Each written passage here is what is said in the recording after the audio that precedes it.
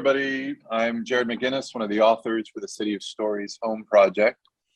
And I just kind of want to talk about libraries. And so as a kind of serial immigrant, I have to say libraries have been essential for me. Every time I've moved, one of the first things I do is get a library card. It kind of is a refuge. It is a sacred place.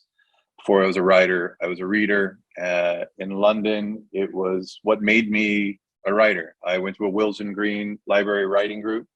That's what started it. And then when I moved to Bethnal Green, I was in the Idea Center every evening writing the book. It was open late, no matter what the weather.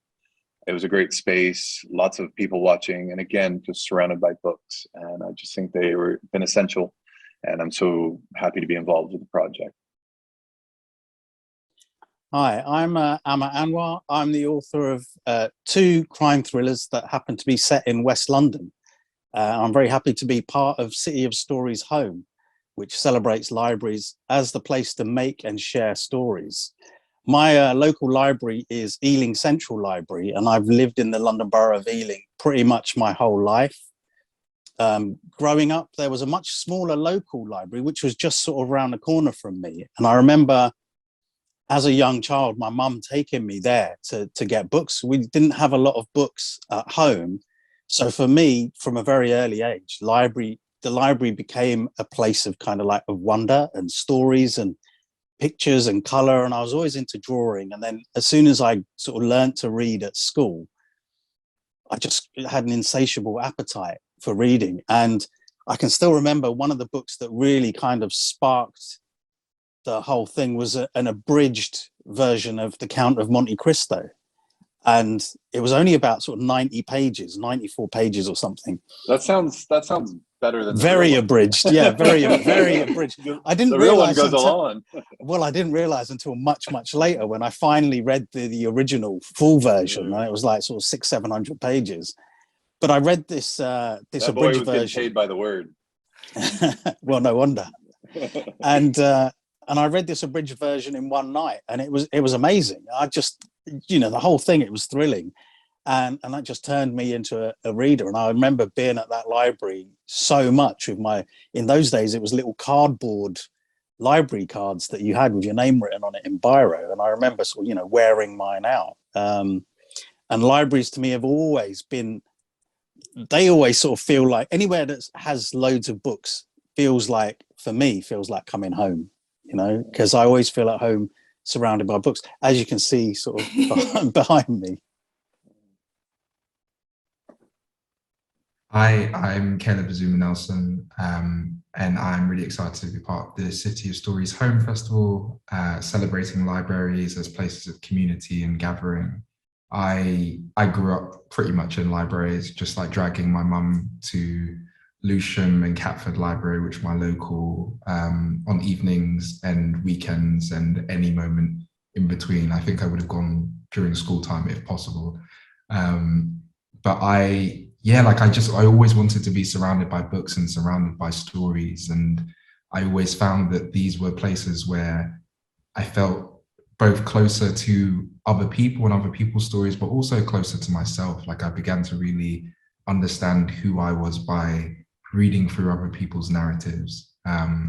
As I've grown up as a writer, like libraries have just been so key to me and my development. Like I wrote most of my debut novel at the British Library in St Pancras, and when I couldn't get there, I'd go to Lewisham Library, and it was always just a place of safety where I could bring myself and really like understand what it might mean to tell my own story. And I think libraries are just, they are just places of community. They're places of gathering.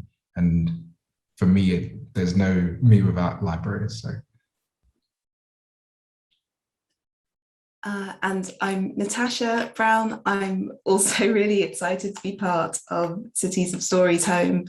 I think it's a really similar story for me. I remember the library in the Cut in Southwark, which I'd go to all the time. When I was in primary school, just after school, stopping by, checking out kind of the stacks of books and racing through them each week. And I think as well, librarians as sort of the gateway to new avenues for reading was something that's been really important to me. I remember it was a librarian who recommended Sarah Waters' Tipping the Velvet to me, and Finger Smiths, which are books I ended up absolutely loving. And I think just through someone who's seeing your reading week on week, you can get fantastic pointers into interesting new directions. Yeah, that's so true.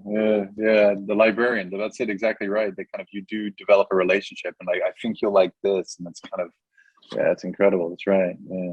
It's really, I think, kind of quite a special, particularly when you're younger in the teen years. I think being able to get that push, I really appreciated. Yeah. And then as I've been, become older, I think they've just been, particularly in London, a really helpful space to create in, to write in, to be somewhere that isn't, home or the office or anything else, where you can get into a different mindset and actually work in this sort of lovely hush. So yeah, I think for all of those reasons. And when you guys were all writing in the libraries, did you guys ever kind of like get stuck and go grab like a book that kind of important to you and kind of use that as kind of like a totem and kind of read some pages and like, oh yeah, I can do this and that? Or is it, I think I'd sort of do that at home, because I remember when even before lockdown, when I was working on my first book, I went to the library a lot because I just needed to get out of the house and somewhere where I could just focus on writing without any distractions. Yeah, definitely. But I had such limited kind of time. It used to be, I think, just Saturdays and some Sundays, I think, if the library was open, when I could sort of go there. And I was just really focused. And I remember at that point, I was living in Hounslow, and my local library was Osterley. And I used to be able to go to the coffee shop and get a coffee. And at that, they would let me bring a coffee in. Yeah. So I'd just sit there with a coffee, and I would just be, oblivious to anyone else. And I could plug my laptop in. It was warm. I had a coffee, and I could just work solidly for the few hours that I had. So yeah, very much like a refuge and a space. And I guess sort of surrounded by all those books, kind of like osmosis. Those words just sort of focusing energy. Yeah, exactly. Yeah. That's right. It's true. I mean, and they are open late. That's it. The coffee shops, weirdly, in East London, close early. I'm like, you sell a drug that keeps you up. Like, you should be open late. But imagine if they opened open late. Yeah, imagine if they opened coffee shops in libraries. So the idea center has a coffee shop at the top floor. Yeah, there you go. Great. You had everything. It was such a good space. And you had a view of all of London, like from Whitechapel. You just kind of looked over. I just kind of loved that view and just watching kind of the weather coming over. All the city. It was really a magic place. That's why, as you say, that's where you get writing done. Like,